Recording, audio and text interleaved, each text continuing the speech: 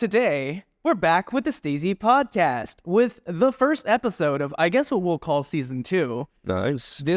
I'm super excited for this because I really miss the podcast and I miss talking to dancers that I love and respect. And so unfortunately, we couldn't get one of those dancers. So I'm here instead. There we go. So I can fill in. Today we have Tobias Ellehammer. Is that how you pronounce your last name? Yes. The specific Danish way is Ellehammer. Ellehammer. But then I just kind of said either Ellehammer or Ellehammer. Oh, whichever. Okay. Got it. Well, you're from Denmark, Correct. Copenhagen, Denmark, Yes. right? We got, let's see. Let's look at the list of some stuff you've done. NBC World of Dance with the Easy Twins, Oh, right? yes. Yeah. Dance with Justin Bieber, Ariana Grande, Tom Jones, Jason Derulo, Liam Payne, Steps, Kylie Minogue, Ollie Murs, Super Junior. What's M. Pecora? Matt Pecora. Matt Pecora as well. Man, so there's such a crazy list of people that you have choreographed or danced for. You got BTS, Euphoria. Oh my gosh, the whole shebang, right? Worked with Google, yeah. Eurovision, X Factor.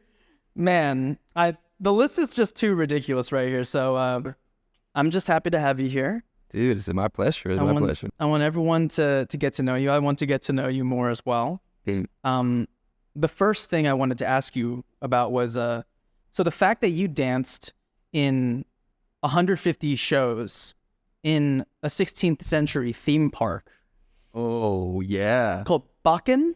Yeah, that's in crazy. The Circus Rivian. How do you know this? That's wild. I have a question. What was the best food to eat at the park? Oh, damn. You just brought me back. It's funny. It's actually funny you mentioned that, and I will answer your question, but I was just talking to Deanna about it because she did that same show with me. Oh, yeah? Deanna Matzes. Yeah, that's where we first officially met. Yeah, so we've known each other for over 10 years at this point. Anyways, favorite food to get at that little theme park?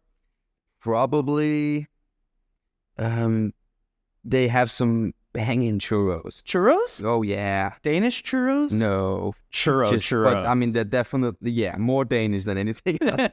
Very unhealthy, but delicious. I had way too many of those. How old were you during that time? Oh, I think I must have been maybe, I want to say 2021. 2021? Yeah, it was just before I decided to move to London. It was like, one of my last years. 2021. That's 2 years ago. Oh, no, I was 20 and 21. Right. I asked you your age, and then you said it, and I was like, what? Wait, 2021? 2021. The year? Whoa. Got it. Yeah. Oh, interesting. But that was a crazy gig in a way that it was a beautiful team. I really loved the people there. Yeah. Especially, like, a lot of them were, especially one of them were one of my really close mentors. Yeah. His name was Ronnie. Ronnie Shyness is how you pronounce it. He's from Denmark. He was one of my teachers. He was one of the main dancers. I was on there. Deanna, a girl called Stephanie Nguyen, which is Lil Steph, if you know Lil Steph. I don't think I know Lil Lil Steph. Right. Yeah? She's toured with Madonna twice. And, Jeez. One just debut and crazy things. What was the culture like dancing in that show at the theme park? Oh, it was so interesting. I enjoyed the rehearsal process of it. The whole performance element was a little different because the crowd is a very specific crowd for that type of show. Theme park crowd? Theme park crowd, but especially elderly. Oh. So it wasn't necessarily that we were receiving a lot of energy when performing. You see, no one's got. Hey. No, it was like, yo, that was crazy. It was just like very formal, and then it's more of a comedy type show. Oh, okay. So there was 2 dance numbers, and then we came in and we did our thing. But then we would also sometimes come in for the little sketches and little bits, and then we'd be like, and do things like that. I had a fun time with it, but I don't think I would do it again in that way because it was just did not give me anything back. But the team was phenomenal. You got to make memories with people and connections, right? Oh, yeah, and Deanna became a lifelong friend in a way. And same with all the other people. So it was a beautiful experience, but it also made me realize what I more so wanted to approach, because it was really well paid, but it wasn't necessarily something that was full on feeding my creative soul. So then what did you learn about like what you like? I learned that I am down with doing things for longer periods as long as I'm 100% fulfilled doing the material. And maybe if there's also a change of pace, like traveling, doing the same stuff would be cool. But the fact that it was just the same spot for that long. I see. And you didn't really get any energy back. And it was some hot days as well. Double shows and just in a giant tent. Oh, it's a tent. It was like a tent. Wow, this is a circus, all right. It was a proper circus and nearly no air condition. Like sometimes we came out after the shows and we had to literally take our hands or our feet into bowls of ice water and just sit there for a sec. That bad? And then get back, yeah. Wow. Because it was during the summer. Got a little crazy. I can't believe you actually dig that up. That's crazy, man.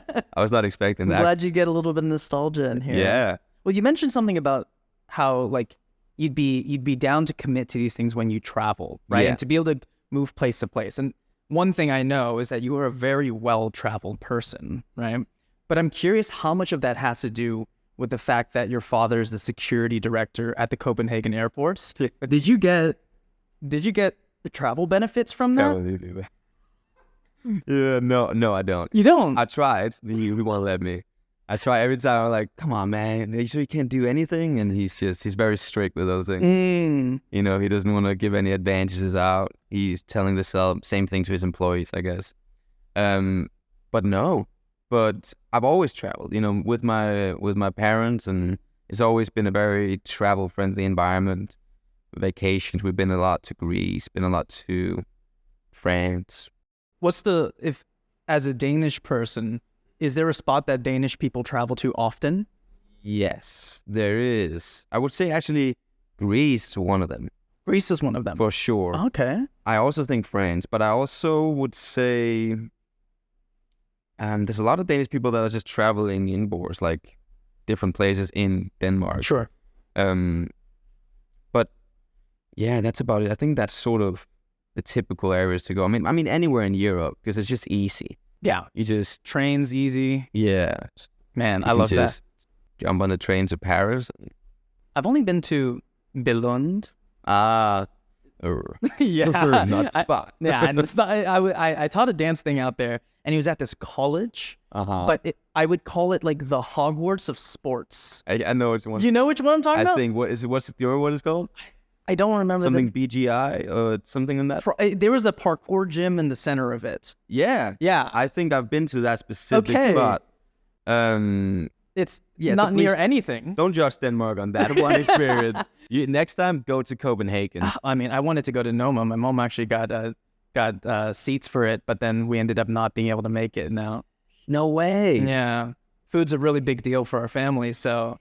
Yeah. So, damn, that sucks. Yeah, it's okay. We've been to a lot of other great places, but Copenhagen's big on the list. It is. Absolutely. I mean, got some great food, that's for sure. It's a beautiful city. I mean, I miss it in many ways, life quality wise. Just beautiful, you know, with anything, you know, you got the free healthcare, you got... Oh, that's a big deal. Basically get paid to take school or colleges and stuff like that. There's not really anything such as credit in that way. It's a whole different system in that way. Gosh. Then we pay more in taxes, of course. But I'm down to pay more taxes for something that results in, you know, betterment of everyone else. Something you can actually see is, you know. What was the dance culture like in Denmark? Great question. It's small. Okay. But a lot of talent. I've noticed. Yeah. It's I would say there's a lot of great educators in Denmark. Which I'm thankful for. A lot of those educators decided to stay back and just teach and educate a lot of us. So in that sense, you know, you have someone like Tanya. Tanya is an incredible, one of my mentors. Okay. Phenomenal. She's kind of like, she sits on most of the jobs, creative direction wise and choreography wise in Denmark. But she's got a whole, like she has so much experience. She went to London. She also went to, I think, New York. Danced for B.I.G., Diddy, TLC, I believe. Like just. Did you hop on any of those jobs? No. That would have been great. No, but she taught me a lot of what I know, and when it comes down to hip hop culture, and also a lot of just creative direction and just approach to choreography. But the scene is great. The scene is small. There is opportunities there specifically, like as a dancer, specifically within the theater world and the musical worlds, and it's well paid. When it comes, it's great. Like comparing it to other kind of countries in Europe, it's definitely on the good side. Still, things can always get better, but specifically within the musical and the theaters, things are great, and dancers are being appreciated. When it comes more down to the artists and the commercial world, in that sense, it's a little less. There's a little less to take from as a dancer. I see. Well, why did you move to London? You moved to London, correct? I did. I moved because it just felt like it was time, After a while in Denmark, I loved it, but there was just more I wanted to pursue. And a lot of those opportunities seemed to present themselves in London at the time. Just before I moved, just for I was debating going to this audition actually in London with a couple of my friends for X Factor as a dancer. Okay. And we said, okay, let's just fucking go. Let's see what happens. So we went, and I ended up booking it, and to me that was kind of a realization, because then I ended up I was still living in Denmark. Okay. But what happens with X Factor is that they hire the dancers on a week-to-week basis. Oh, like supporting other. Exactly. I see. So it's not like your own act. It's a dancer for the contestants. That makes sense. So you come in, and then depending on who moves on to the next week, et cetera, then it's like they won't know until the weekend. Sure. So for me, still living in Denmark, I was like stuck in a blur. I was like, okay, am I going back? Am I staying? Spend a lot of money on Airbnbs and all that. So that was kind of the moment. But I ended up doing 8 out of 10 weeks and just going back and forth. Jeez. Which was fun, and that became the realization, because I got to know several new people and spoke to them, and I realized, you know what? Why not? So going a little bit back, you mentioned that in Denmark there was these there's actually good pay for theater productions, reasonably good pay at least, right? Were you involved in theater when you were younger in any way? Yeah, a lot. How so?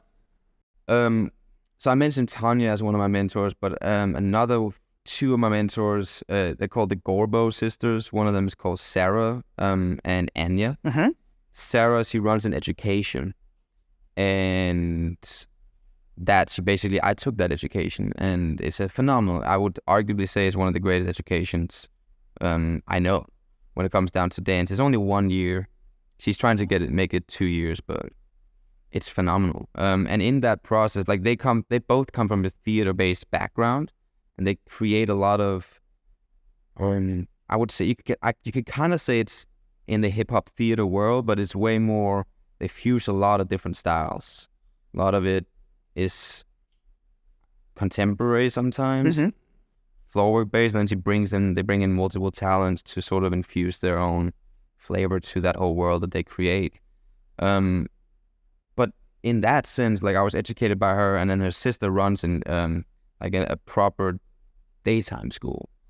Oh. Yeah. Okay.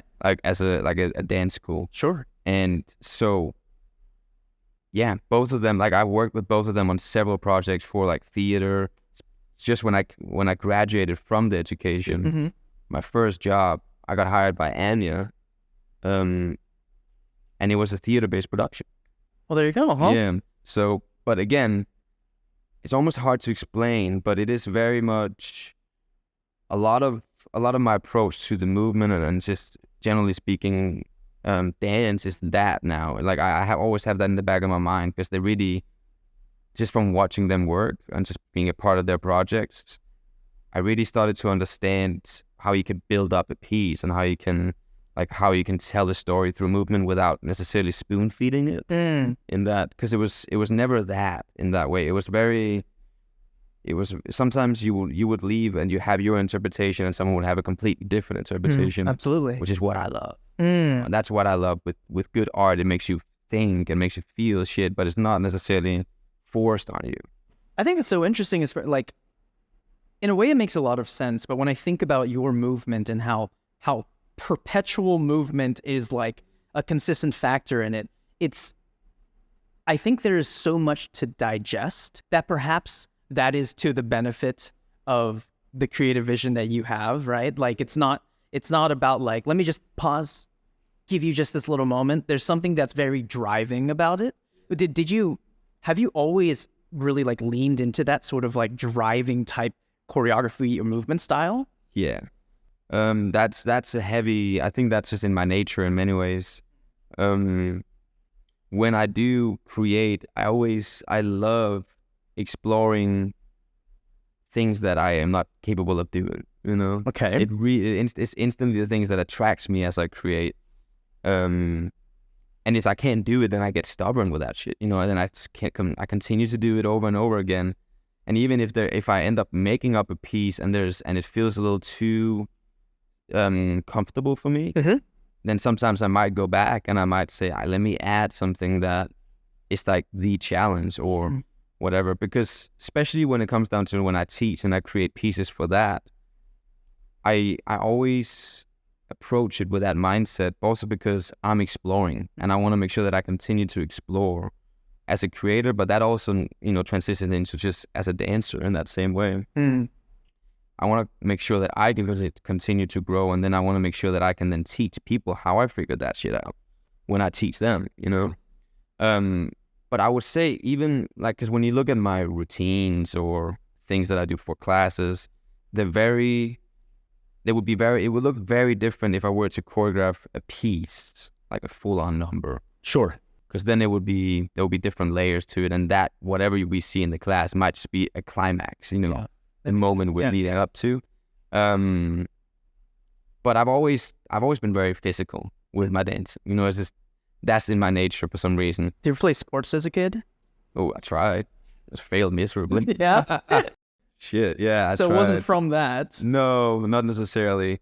I don't know. I mean, it's always just been it's been the way for me to approach it. I did start out, the first style I ever did was breaking. You know, I started out as a b-boy. That was the first thing I did. So that physical element sort of maybe have something to say. Were you good at it? I was quick at it. What does that mean? I was just really quick. I wouldn't say that I was a fantastic b-boy, but I learned the techniques and I understand it now, and I still use those techniques to this day. Like it's one of the solid foundations that I stand on when I create and when I move. A lot of the weight shifts, the weight transfers. I noticed that. It's all coming from that. I was okay at it. You know, I reached the point where I was starting to get into the power moves a little bit. Sure. I started to get the hang of the windmills and all that. And then I started to fall more in love with choreography, steps, and, you know, hip hop, these different styles, basically. Love it. So going back to, I don't want to scare you, but family life. Family life, right? So you had a mother who worked in theater production. Yeah. For decades. Yeah. Right? And I wonder how much of that aspect, because she worked a lot with kids too, at least in her later years, right? But I wonder how much of that influenced your journey within theater and just dance. Yeah, I mean, heavily, because my parents would always take me to watch all these different plays, theater, musicals, whatever it is, concerts. They would always bring me to get an idea of culture and what you can do and all these different layers. And where I really started to fall in love with dance was actually because we lived in Sweden for a year, briefly, and when we were over there, my parents they took me to watch this show. I was like 10, 11 years old. A show by a street dance company called Bounce, from Stockholm. Yeah, I think it was from Stockholm in Sweden.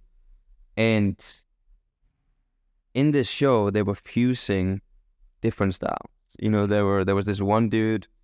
His name is Bakken, and he was fusing breaking with ballet. Like he was switching between those two styles. Okay. And I was watching that. I was like, So sick. and that was kind of actually the thing that made me clock and go, I want to try that. Oh, That's the moment. But not only that moment, but that whole show, because it was just brilliant. Like they were doing, and the music they were playing, I still listen to a lot of that music today. It's just, yeah, I love, like it made me understand how much dance can be communication. It can be a language. And I never really understood that till that point. I always kind of danced a little bit. Sure. And wiggled around, just doing things. But this was the moment where I went, okay, I wanna pursue and I wanna try to understand this.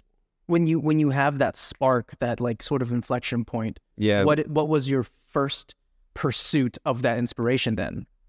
It was actually, it's funny, I went to a dance camp by that same group. Oh. In Sweden, when I was still there.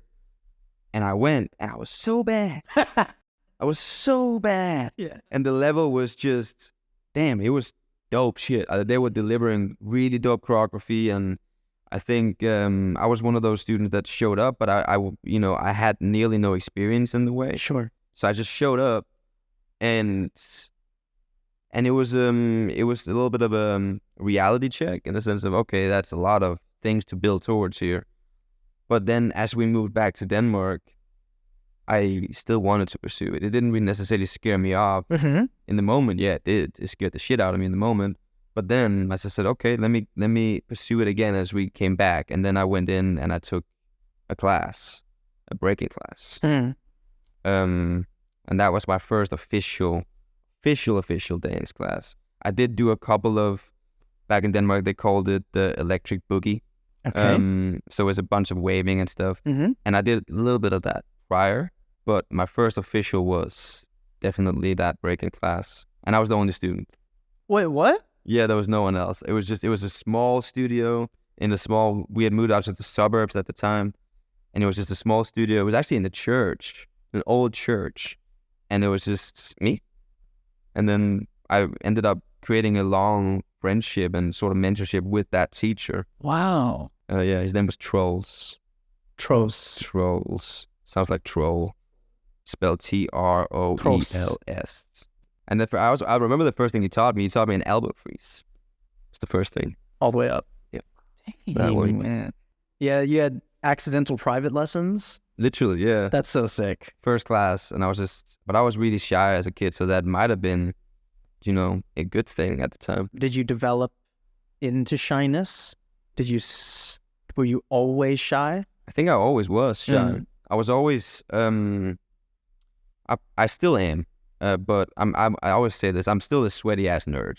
I'm so nerdy with everything that I do, in all the ways, and I embrace it to the fullest. Wait, but you said sweaty ass nerd. Yeah, that's like, I'm really excited. I was like, you just skimmed over the weird part about that. Yeah, no, fully. Like, that feeling when you get excited about, let's say, a new comic book, it drops, and you're like, oh no, I need to own it. Like, that's the sweat. But yeah, I've always been very, very nerdy in my approach, and even in my earlier years, I was because I'm an only child, so I've always liked to isolate myself, and I did a lot of drawing, I did a lot of writing, for my entire childhood. I like to disappear. I love storytelling. I love to disappear into another world or to create another world. When I was 11, I actually wrote a book, like in the hand. It was never published or anything, but Not yet. Like 600 pages. Jeez. Yeah. I just like creating. I like creating.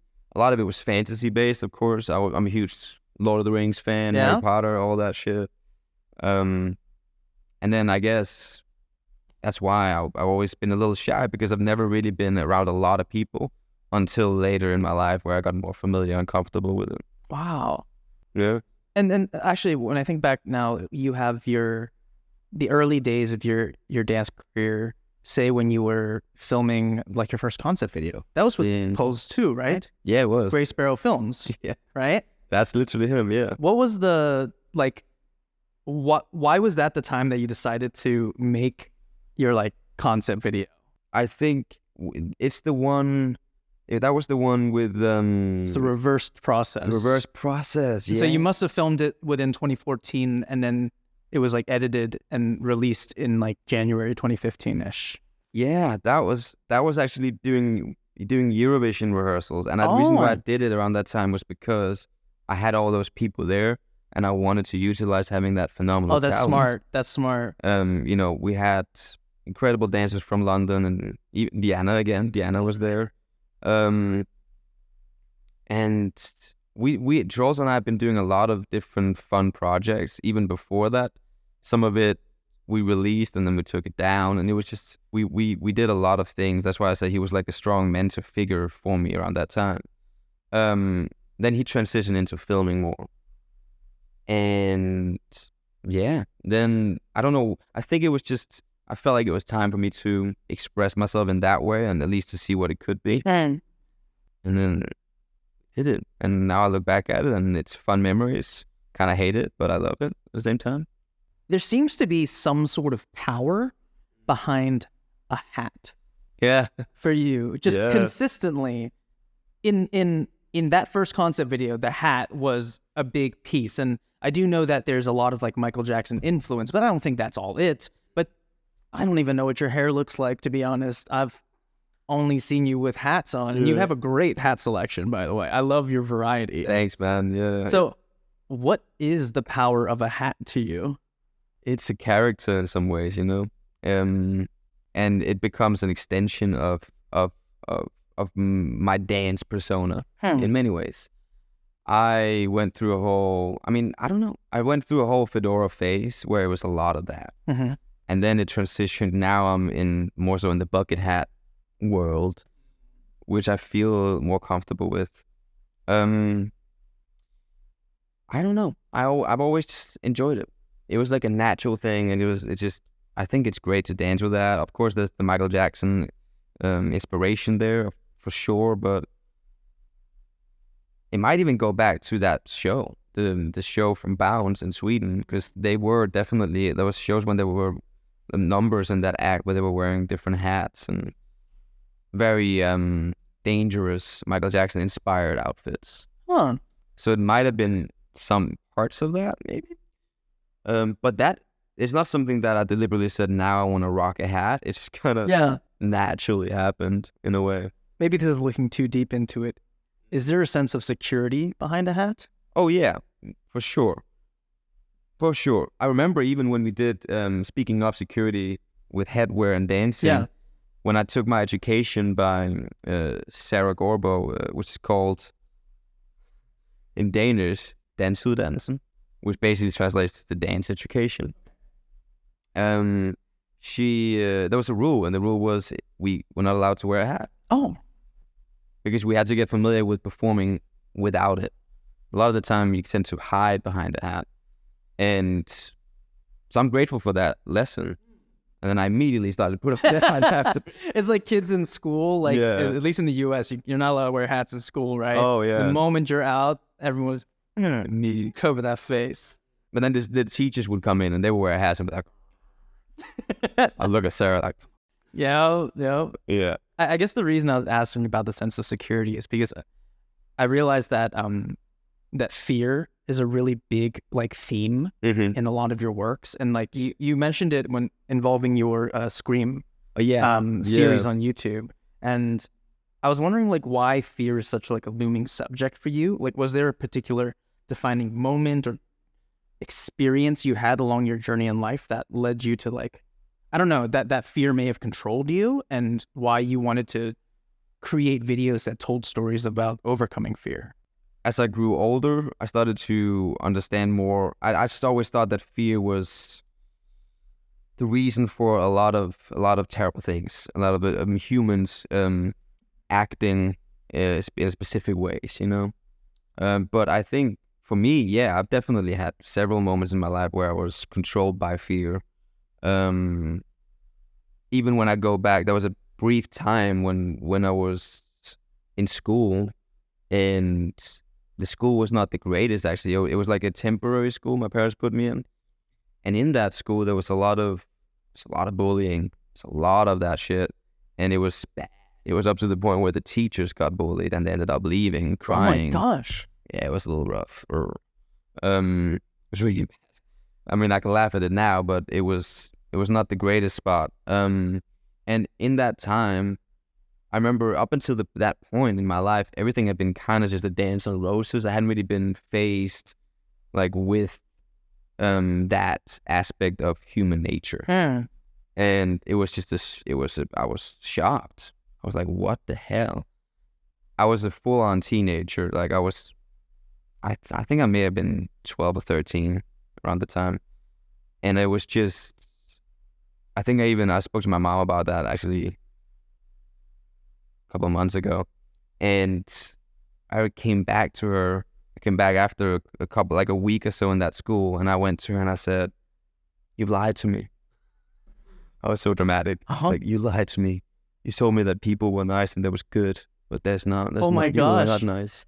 And then I had like this whole, but I guess that's very natural for teenagers when you reach that point in your life. You go through a whole emotional sort of leveling out situation.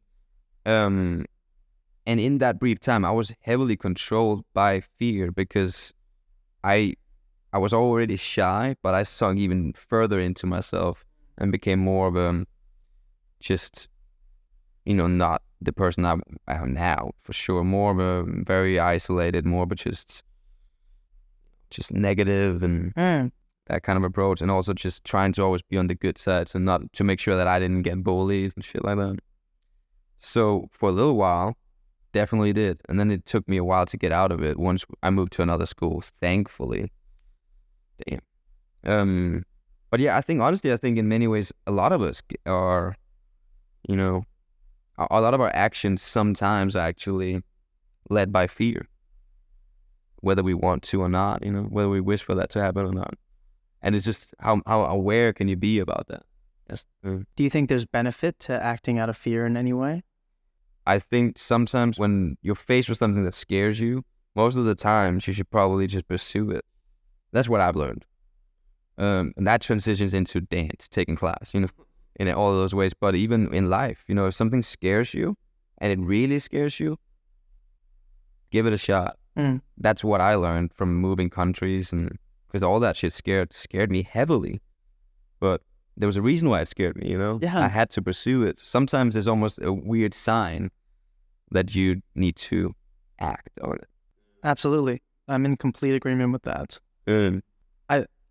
I think like one of the things that a lot of people, especially, listeners, viewers that are watching this, a lot of people are fans of dance, aren't even dancers themselves, but are really curious about like those difficult aspects for the people that they just get to see for 3 minutes in a YouTube video. Yeah. Right. And it's nice to hear about like, yes, like there was bullying as a child, and I learned how to grow into a space where fear doesn't control my life, but actually I sort of like let fear run, put some reins on it, and like get pulled with it, right? Yeah. I'm really curious about, it's not involving fear anymore, but now it's involving sort of a back and forth between working with people, which I think fear can definitely be involved, right? So like you choreograph a lot of shows. Yeah. Where you have choreographed shows, music videos and such, creative direction as well, not just choreography. But when you're creating something like that and you're working with the team or even the artist, how much back and forth are you often having? And is it tug and pull with them very often? Or how much of it falls back on just your original vision and people are like, yeah, I got you for a reason, you do it? Ooh, that depends, man. That depends. It can either be, the last one you said is rare. But you just go, just go ahead and do your thing. Yeah. I love when it happens. Don't get me wrong, but most of the time when it comes down to projects, industry-based concepts or whatever it is, a show, a music video, there's a lot of chefs in the kitchen. Yeah. And you're one chef and you have an opinion, but most of the time you're not the opinion that matters the most. And you got to realize that. It's like a ping pong. So most of the time I don't go into anything and being 100% married to what I have to offer. I know it's gonna change. Yeah, it's part of the game. It's part of it. Like it's a massive compromise. It's a massive compromise, and obviously aiming to make sure that whoever it is, if it's an artist or whatever it is that we're doing, a client, aiming to make sure that they are satisfied with the product. So I definitely need to put my own pride aside, and I think that's an important factor. Obviously, I want for people to hire me for what I offer. Sure. You know, I don't want to necessarily be hired to then do something that is not what I do. Yeah. But as long as there's a genuine respect for what it is that I have to offer, I'm down to alter it so that it fits the profile. But I don't want to, like, if it ends up being that they want things that I do changed entirely to not even look like my shit anymore, then I might just go, okay, I think you should get someone else. And that's okay. Yeah. There's nothing, because then I just clearly don't fit whatever it is that you want this to be. That's completely fine. I think that's an important thing to be able to say. Yeah. I mean, in the early part of your career, when you were getting into, like, I'm sure there was definitely imposter syndrome at like getting a job, and now you have all these responsibilities. Did you have, how much of that like worry about pushing back for the vision did you have before? And how have you possibly grown into that at this age to be like, yeah, okay, I understand this is one big massive compromise, right? I mean, that's a learn by doing kind of thing. When you first jump in, you're like, but I want it this way. You're like, but you know, you kind of shut down a little bit. Yeah. But then you just start to realize. But honestly, my first job, but that's also because I took those very serious in a whole different way before I understood that sometimes to have a more relaxed approach and be more calm with it can benefit a whole set, you know, and can just help everyone feel more chill. I don't want people to feel stressed. I don't want to add that energy out there. But that's something I learned with the years, how much your energy and what you eject matters to the people around you. But even going back again to that education in Denmark by Sarah, she taught me a lot of that was collaborating. A lot of what we did for the graduation show was actually that we learned how to create freely, but also with other people. So it was natural flow.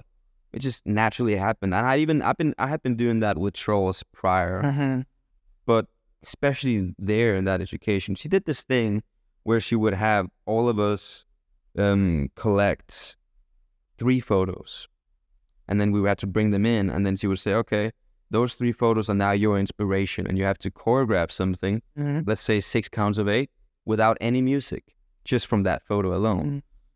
And that exercise was gold, because it just, all of a sudden it was a different kind of restriction. You have the music to narrate, but now it's like, okay, how can I symbolize this lion on my picture with my movement?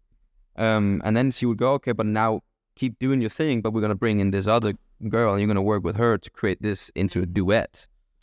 Okay?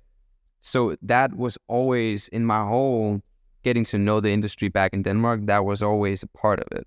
I was always familiar with, specifically with theater, getting into a project, but then also knowing that, you know, I might actually start to nurture some things or create some things with some people.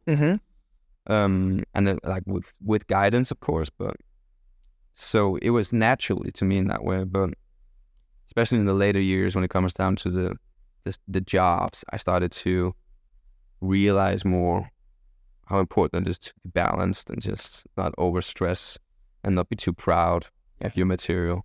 It's hard to do in the beginning stages, because these jobs, these gigs, they are life defining, because they're the 1 or 2 that you've ever gotten. Right. And then now, after doing 10s on 100s, it, you know, becomes a different process. It doesn't necessarily mean it loses its luster.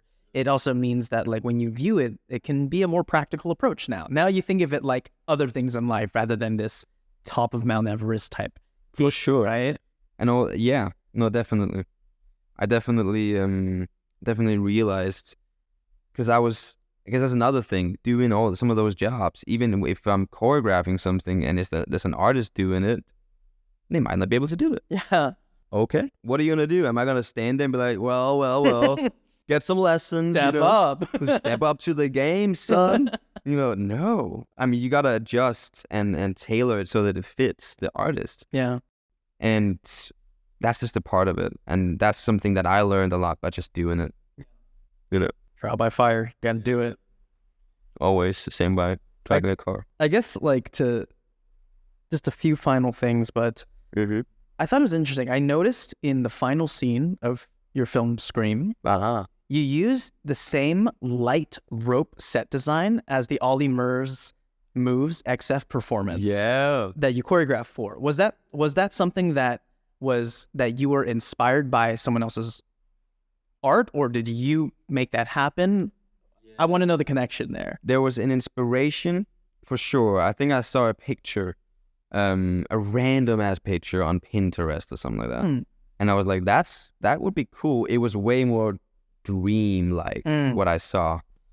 And I remember originally I wanted it to be all over. I just wanted a whole, because the scene was filmed in a White Infinity studio. In London? Yeah, in London. But I really wanted those, I wanted it to look like it was almost growing. Like vines? Vines, that was the word I was thank you.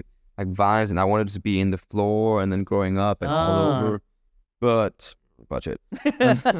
So we ended up having them just come down, and it still looked dope. Yeah.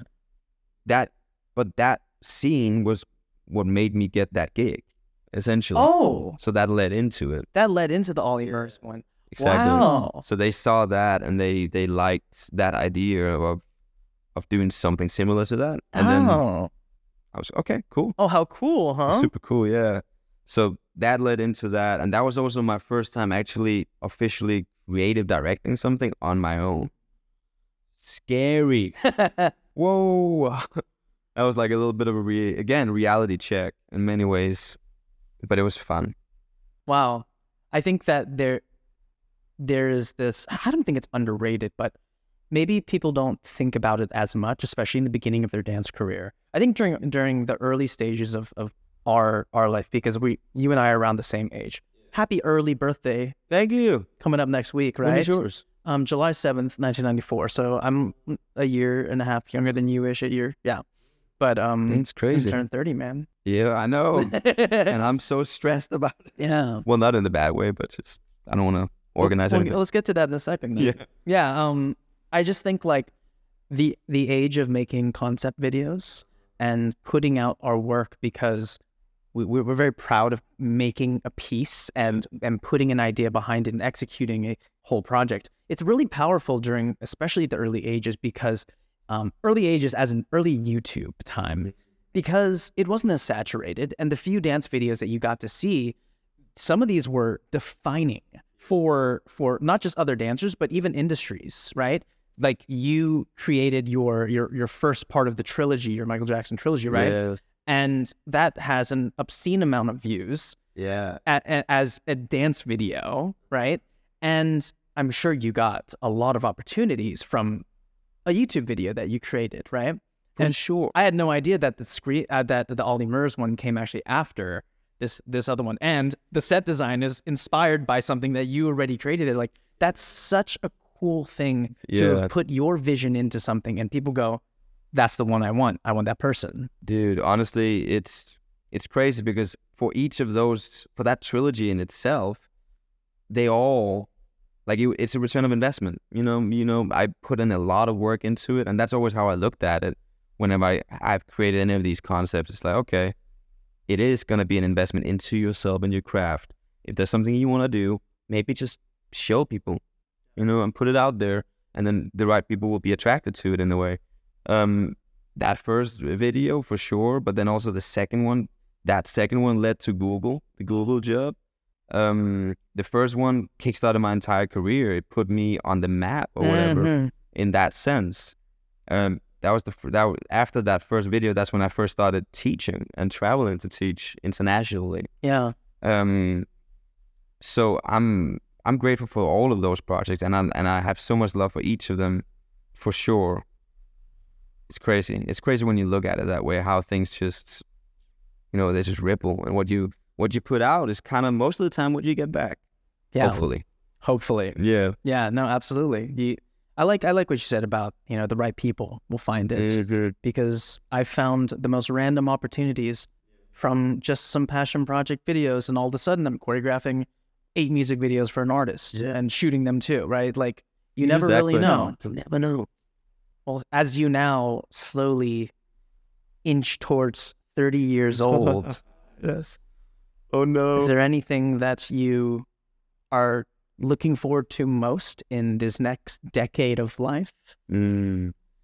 Yes. I mean, I'm looking forward to just exchanging more.